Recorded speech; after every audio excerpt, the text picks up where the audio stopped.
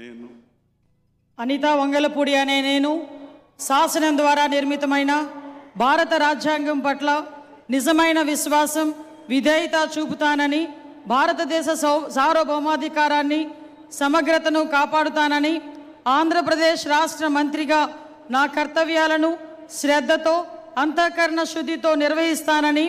భయం కానీ పక్షపాతం కానీ రాగద్వేషాలు కానీ లేకుండా రాజ్యాంగాన్ని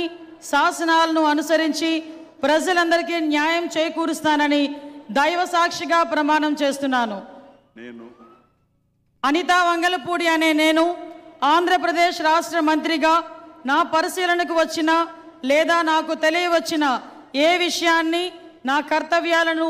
సక్రమంగా నిర్వహించేందుకు అవసరమైన మేరకు తప్ప ప్రత్యక్షంగా కానీ పరోక్షంగా కానీ ఏ వ్యక్తికి లేదా ఏ వ్యక్తులకు